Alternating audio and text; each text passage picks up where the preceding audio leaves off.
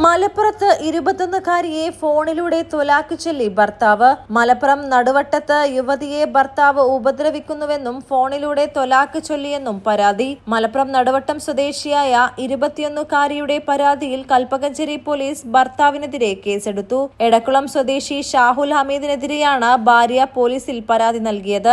3 വർഷം മുൻപാണ് യുവതിയും ഷാഹുൽ ഹമീദും തമ്മിലുള്ള വിവാഹം നടന്നത്.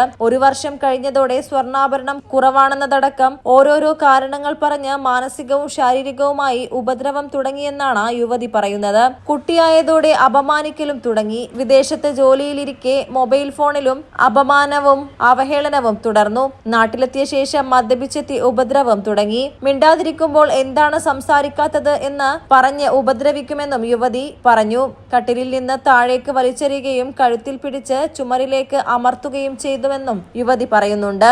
ശാരീരിക ഉപദ്രവം തുടർന്നപ്പോൾ ഭർത്താവിന്റെ വീട്ടിൽ നിന്ന് നിവൃത്തിയില്ലാതെ സ്വന്തം വീട്ടിലേക്ക് വരേണ്ടി വന്നു. പിന്നാലെ ഫോൺ വിളിച്ച് കുഞ്ഞ് തന്റേതല്ലെന്നും തനിക്ക് ഇനി നിന്നെ വേണ്ടെന്നും തൊലാക്ക് ചൊല്ലിയെന്ന് ഭർത്താവ് ഷാഹുൽ ഹമീദ് പറഞ്ഞെന്നാണ് യുവതിയുടെ പരാതി. എന്നാൽ തന്നോട് ആലോചിക്കാതെ വീട് വിട്ടുപോയതിലെ അമർഷം കാരണം ഇനി വേണ്ടെന്ന് പറഞ്ഞതല്ലാതെ ഫോണിലൂടെ തൊലാക്ക് ചൊല്ലിയിട്ടില്ലെന്നാണ് ഷാഹുൽ ഹമീദിന്റെ വിശദീകരണം. യുവതിയുടെ പരാതിയിൽ നിയമവിരുദ്ധമായി തൊലാക്ക് ചൊല്ലിയതിനും ശാരീരികമായി ഉപദ്രവിച്ചതിനും 15 പവൻ സ്വർണ്ണാഭരണങ്ങളും 1.5 ലക്ഷം രൂപയും കബളിപ്പിച്ച് കൈക്കലാക്കിയതിനും ഷാഹുൽ ഹമീദിനെതിരെ കൽപ്പകഞ്ചേരി പോലീസ് കേസെടുത്തിട്ടുണ്ട്.